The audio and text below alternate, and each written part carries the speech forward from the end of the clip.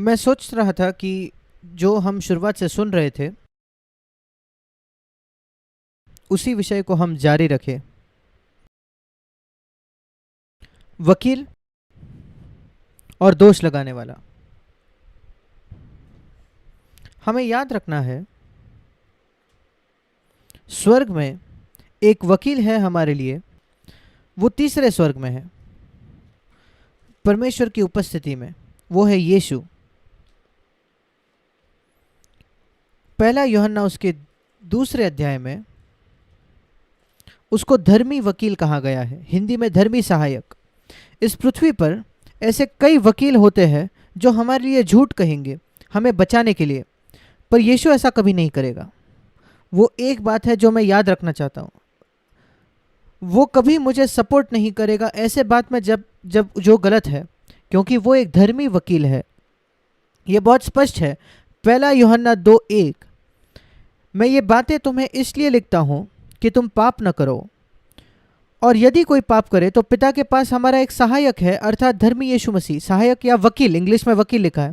और वो धर्मी होकर हमारी दलील दे सकता है, क्योंकि वो हमारे लिए मरा और उसका लहू उपलब्ध है हमारे पाप शुद्ध करने के लिए। एक ही चीज़ है जो वो हमसे चाहता है एक धर्मी वकील होने के नाते, और वो है जो हम इसके पहले देखते हैं, इस अध्याय के थोड़े पहले, कि हम ज्योति में चले। पहला यूहन्ना 1:7, जैसे वो खुद ज्योति में है। और इसलिए यीशु मसीह के साथ हमारे बातचीत में कोई भी अंधकार नहीं होना चाहिए। हमें पूरी तरीके से ईमानदार होना है परमेश्वर के साथ, हमारे विचारों के बारे में, मकसदों के बारे में। जैसे ही हम कोशिश करते हैं अपने आप को सही या धर्मी ठहराने की, और ये कहने के लिए नहीं नहीं ऐसा नहीं था, इस कारण प्रभु हमें नहीं बचाएगा। वो एक धर्मी वकील है। जब हम ज्योति में चलते, कोई फर्क नहीं पड़ता कौन सा पाप है। प्रभु, वो मेरी गलती थी, मैं गलत था। और मैं आपको बताना चाहता हूं, ये आसान नहीं है ये कहना। जब गलतफहमी होती है पति पत्नी के बीच में, आप अपने आप से पूछ कर देखिए, क्या यह आसान होता है ये मान लेना कि आप पूरी तरीके से दोषी थे वहां। हम हमेशा थोड़ा बहुत दोष किसी और पर लगाना चाहते हैं, पर वो हमारा काम नहीं है। वो वकील उससे निपट लेगा। हमें वो मानना है जो हमने गलत किया, और हमें किसी और के पाप को अंगीकार करने की आवश्यकता नहीं। यीशु मसीह हमारा वकील है, और शैतान तीसरे स्वर्ग से फेंक दिया गया है नीचे जब उसने पाप किया, और उसको दूसरे स्वर्ग में फेंक दिया गया। 3 स्वर्ग है बाइबल हमें बताती है। पौलुस तीसरे स्वर्ग में उठा लिया गया था, वो दूसरे कुरिन्थियों 12 में कहता है। पहला स्वर्ग वो है जो हम दिखता है, पर इस स्वर्ग जो हमें दिखता है और तीसरे स्वर्ग के बीच में जहाँ स्वर्ग लोक है, जहाँ परमेश्वर जीता है, एक दूसरा स्वर्ग भी है जहाँ शैतान है, और वो इस पृथ्वी पर नहीं आता, वो अंत में आता है, इस समय के अंत के पहले। पर उस दूसरे स्वर्ग से वो भी परमेश्वर से बात करता है, जैसे तीसरे स्वर्ग में यीशु हमारे ओर से बात करता है, हमारे तरफ से बात करता है। प्रकाशित वाक्य 12 में हम पढ़ते हैं, शैतान हमें दोष लगाता है, हम पर दोष लगाता है परमेश्वर के सामने। प्रकाशित वाक्य 12:10, दिन रात वो पूर्णकालीन सेवा में है, 24 घंटे 7 दिन। उसके जैसा पूर्णकालीन सेवक है ही नहीं, और उसका एक ही काम है परमेश्वर के सामने हम पर दोष लगाना। आप जानते हो कि वो परमेश्वर को झूठ नहीं कह सकता। इस पृथ्वी पर लोग दूसरों पर दोष लगाते हैं ऐसे बात में जो उन्होंने किया ही नहीं, पर शैतान ऐसा नहीं करता। वो परमेश्वर को मूर्ख नहीं बना सकता, क्योंकि परमेश्वर सब कुछ जानता है। वो जो दोष लगाता है वो सत्य होता है जो हमने वास्तविकता में किया, या वो हमारे विचार तो नहीं पढ़ सकता, पर कभी कभार वो जांच पाता है बिना हमारे विचार जाने किस मकसद से हमने कुछ किया, और वो हमेशा ढूंढने की कोशिश करता है, कोई दोष हम में ढूंढने की कोशिश करता है। और यहां लिखा है, जो लोग जो ये गलत कर चुके थे वो उस दोष लगाने पर विजय पा सके, मेमने के लहू के कारण। वही 11वें वचन में लिखा है। और उनके गवाही के द्वारा, शैतान के सामने उनकी गवाही, ये कलीसिया में गवाही नहीं है, ये शैतान के सामने गवाही है, ये कहते हुए तू मुझे पर दोष नहीं लगा सकता क्योंकि मैं ईमानदार रहा हूँ, मैं 100% ईमानदार रहा हूँ मेरे पाप के बारे में, मेरे असफलता के बारे में, मेरे वकील के साथ और मेरे उद्धारकर्ता के साथ, और इस वजह से तुम मुझ पर दोष नहीं लगा सकते। हमें हमेशा उस स्थान पर होना है। शैतान के पास हम पर दोष लगाने के लिए कुछ नहीं होता। मेरा ये विश्वास है, परमेश्वर की इच्छा है कि हम हमेशा ऐसे जिए। पौलुस ने एक बार कहा, 1 कुरिन्थियों 4 अध्याय में 4 वचन में, मेरा मन मुझे किसी बात पर दोषी नहीं ठहराता।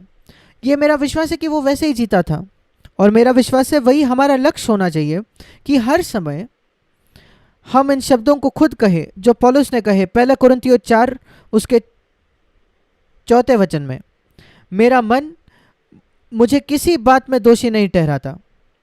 हर क्षण दिन के, हर दिन वो मेरी गवाही होनी चाहिए। मैं अपने खिलाफ में कुछ नहीं जानता जो मेरे जीवन में गलत है। यह नहीं कि मैंने कुछ गलत किया नहीं, पर मैं ज्योति में चला और वो तुरंत शुद्ध हो गया मसीह के लहू के द्वारा। मैं 5 मिनट भी इंतज़ार नहीं किया उसको अंगीकार करने के लिए। मैं 1 मिनट भी नहीं इंतज़ार किया। जैसे ही पौलुस जान जाता था कि उसने कुछ गलत किया है, वो वकील के पास जाता, ज्योति में चलता और बस वो ख़त्म हो जाता था।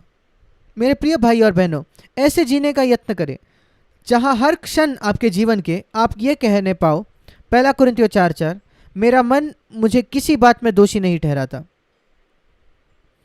पर इसका ये अर्थ नहीं कि मैं सिद्ध हूँ। पौलुस कहता है, क्योंकि मेरा परखने वाला प्रभु है। दूसरे शब्दों में, मेरे जीवन में ऐसे कई क्षेत्र हैं जिसके विषय में मैं अचेत हूँ। वो क्या कह रहा है यहाँ? जो मैं सचेत हूँ, जो मैं जानता हूँ, परमेश्वर कभी हमें जिम्मेदार नहीं ठहराता उस बात के लिए जिसके बारे में हम अचेत हैं, जो हम नहीं जानते। और जब हम ये समझ लेते हैं, हमारे आत्मिक बढ़ोतरी में, हमारी आत्मिक उन्नति में, आत्मिक उन्नति का मतलब ये है मूलभूत तरीके पे कि अचेत सचेत होता जाता है, वो है आत्मिक उन्नति। इसका मतलब जो बात मैं कभी नहीं जानता था अपने जीवन में, जो मसीह जैसे नहीं है, या कोई रवैया, अचानक मुझे उस पर ज्योति प्राप्त होती है, वो मसीह जैसा नहीं है और मुझ में वो रवैया नहीं होना चाहिए। मुझे याद है कई वर्षों पहले, शायद मैंने पहले भी यह कहते आपने सुना है, कैसे परमेश्वर ने मुझे इस पर ज्योति दिया। एक क्षेत्र में उसने मुझे कई क्षेत्रों पर ज्योति दी है इन वर्षों में, पर मुझे याद है एक विशेष क्षेत्र, उन लोगों के लाभ के लिए मैं कहता हूँ जो उन्होंने मुझे ये कहते हुए नहीं सुना। काफ़ी पहले CFC के शुरुआती दिनों में हमारे पास एक भाई था, बहुत अच्छा भाई। उसके माता पिता गैर मसीह थे और हमारे बच्चों के जैसे हमने उसको बर्ताव किया। वो हमें साथ होता था, कई बार हमारे घर में सोता था मीटिंग के बाद जो हमारे घर में होती थी। हमने उसकी कई तरीके से सहायता की और उसने अच्छा किया, उसको एक नौकरी मिली और वो चले गया दूसरी जगह। और फिर हमने उससे कुछ नहीं सुना, कभी नहीं। और मैं सोचने लगा, ये कैसे संभव है? हम जिन्होंने उसके लिए इतना कुछ किया है इन सारे वर्षों में जब वो हमारे साथ था, कि उसको ये भी फ़र्क नहीं पड़ता कि हमें एक पंक्ति लिख के कि कैसी बातें चल रही है उसके साथ। कम से कम उसको अपनी कृतज्ञता तो दिखानी चाहिए, आभार व्यक्त करना चाहिए जो हमने उसके लिए किया। और फिर प्रभु ने मुझे दिखाया कि गलती मेरी थी उस समय। मैंने कहा, प्रभु मैंने क्या गलत किया? हमने तो जो संभव था वो किया उसके लिए। और प्रभु ने मुझे बताया कि तुम धन्यवाद की अपेक्षा उससे रख रहे हो। ये मसीह जैसे नहीं रहने वाला एक रवैया है। यीशु के लिए ठीक है कि वो हमसे अपेक्षा करे कि हम उसको धन्यवाद दें। जब 9 कोढ़ियों शुद्ध हो गए, वो 9 कहाँ है? उसने कहा सिर्फ एक ही आया धन्यवाद देने के लिए। प्रभु को हर वो हक है कि वो हमसे धन्यवाद की अपेक्षा रखे, और अगर हम नहीं आए धन्यवाद के साथ तो वो उस पर प्रश्न उठा सकता है, पर हमारे पास वो अधिकार नहीं है। हम पापी हैं जो अनुग्रह के द्वारा उद्धार पाते हैं, और मैं कभी उसको भूलना नहीं चाहता मेरे जीवन के अंत तक। और प्रभु ने मुझसे कहा, अंतिम दिन पे उस उदाहरण से प्रभु सारे देशों को इकट्ठा करता है और वो कुछ लोगों को से कहेगा, मैं बीमार था और तुमने आकर मुझसे मुलाकात की, मैं भूखा था तुमने मुझे खिलाया। हम उस वचन को जानते हैं। और उन्होंने उनसे पूछा, प्रभु ये हमने कब किया? प्रभु ने कहा, तुमने जो इन छोटे से छोटों में से मेरे भाइयों के लिए जो किया है वो मेरे लिए किया है। और प्रभु ने उन्हें धन्यवाद दिया उसको खिलाने के लिए, उसको वस्त्र पहनाने के लिए, उसकी देखभाल करने के लिए, क्योंकि उन्होंने उसके एक भाई के लिए या उसके बच्चों के लिए देखभाल की थी।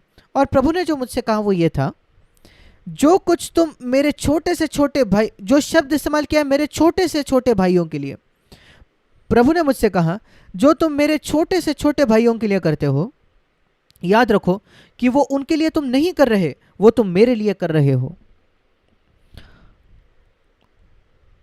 और अगर मैं प्रभु के लिए कर रहा था तो फिर धन्यवाद, प्रभु को मुझे धन्यवाद देना चाहिए, उस भाई ने नहीं। वो ज्योति मैंने उस दिन पाई। जब मैंने उस भाई के लिए वो किया, मुझे लगा मैंने उसके लिए किया है। प्रभु ने कहा नहीं, जो कुछ तुमने मेरे सबसे छोटे से छोटे भाई के लिए किया तुमने मेरे लिए किया है, फिर किससे धन्यवाद की अपेक्षा रखनी चाहिए? मुझसे। प्रभु ने कहा उससे नहीं। उस दिन मैंने सीखा कभी भी किसी से धन्यवाद की अपेक्षा नहीं रखना, किसी भी बात के लिए जो मैंने उनके लिए किया, क्योंकि वो प्रभु के लिए किया गया था। और ये एक अच्छी बात है अपने आप से पूछना। कई बार हम शायद ये कहकर नहीं जताते, पर अंदर से हम सोच सकते हैं क्यों वो व्यक्ति मेरे प्रति आभारी नहीं है जो मैंने उसके लिए सब कुछ किया है। भाई आपने उसके लिए किया ही नहीं था, और अगर आपने उसके लिए किया तो आप गलत थे, आपको तो प्रभु के लिए करना चाहिए था। जो कुछ हम करते हैं एक दूसरे के लिए वो प्रभु के लिए होना चाहिए। हम सचमुच इसे अपने आप से शुद्ध कर सकते हैं, हम इसको पाप के तौर पर नहीं देख सकते। ये एक क्षेत्र है जहां मैंने कहा जो अचेत था वो सचेत हो गया। उसके पहले मैं पाप नहीं कर रहा था, नहीं, मैं पाप नहीं कर रहा था जब मैं उससे धन्यवाद की अपेक्षा रख रहा था, क्योंकि वो मेरे लिए अचेत क्षेत्र था। पर एक बार मैंने ज्योति पाई, वो मेरे लिए पाप बन गया। और अब इसलिए मैं अगर अपेक्षा रखूं किसी को मुझे धन्यवाद कहे, वो मेरे लिए पाप है। शायद आपके लिए नहीं, पर शायद आज से आपके लिए भी वो पाप हो गया, क्योंकि आपने आज सत्य को जाना है। पर अब तक आपके लिए वो पाप नहीं था, क्योंकि वो आपके अचेत क्षेत्र में था। ये एक बहुत बड़ा अच्छी बात है ये जानना, अचेत और सचेत के बीच में क्या अंतर है।